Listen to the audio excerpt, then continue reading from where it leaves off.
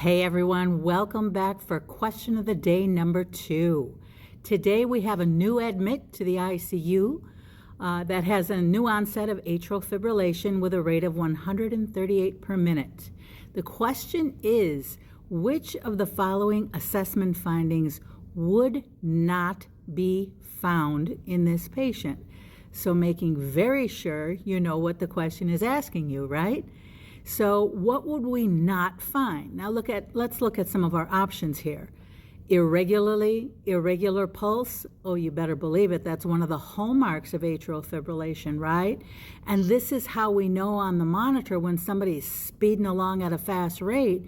This helps us differentiate uncontrolled atrial fib or atrial fib with a rapid ventricular response from a supraventricular tachycardia.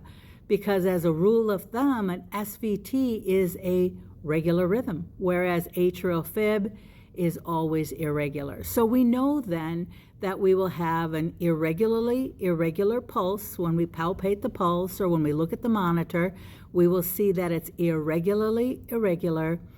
And so that we expect to see. We know that's not the answer, right?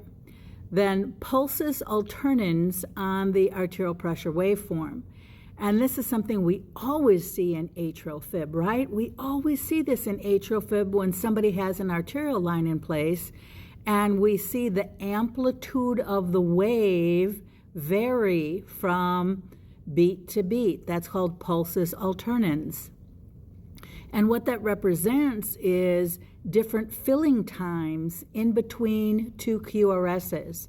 So the longer the filling time, usually what we see on the arterial pressure waveform is that the wave will be much taller. And then when it gets really fast, we see the wave come down, and it's so chaotic, it alters the ventricular filling time, the ventricular filling volume, and therefore the pulse that we see in the arterial pressure waveform. So pulsus alternans, okay, we're going to buy that. We expect to see that. Presence of an S4, there's your answer. There's no way somebody with atrial fibrillation can have an S4. Because if you understand what an S4 means, then you kind of know that it's not possible to have an S4 when you're in atrial fib. Now, take a step back. An S4 represents a sound, an extra sound. It's a late diastolic sound that is heard as the atria contract that last bit of filling volume into the ventricles before the ventricles contract. We call that atrial kick, right? And you and I both know that atrial kick is lost in atrial fibrillation.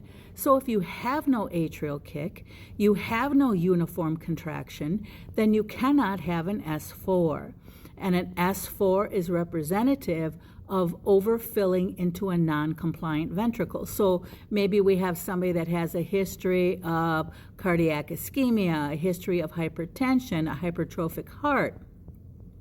Those kinds of things can cause an S4. But if they're an atrial fib, you're not going to be hearing an S4 because by virtue of it being there, S4, it means your patient's not an atrial fib. Or I can reverse it and say, in atrial fib, we know we're pretty much not going to hear an S4. S4 is low-pitched, heard best with the bell of the stethoscope, at the lower left sternal border, apex, and you can accentuate it by rolling the patient over on their side. Last but not least, D, decrease in blood pressure. Oh, you bet, right? If we lose some of our cardiac filling or we lose our atrial kick, which is up to 30% of ventricular filling, definitely that's one of the things that we can see on assessing the patient is that the blood pressure and cardiac output are both down. Well, guys, I hope you enjoyed the question for today. Head on over to my website, khoppypresents.com. Take a look at all the courses that I have to offer there as well, including my online Ccrn and PCCN reviews. Take care, and I'll see you again tomorrow.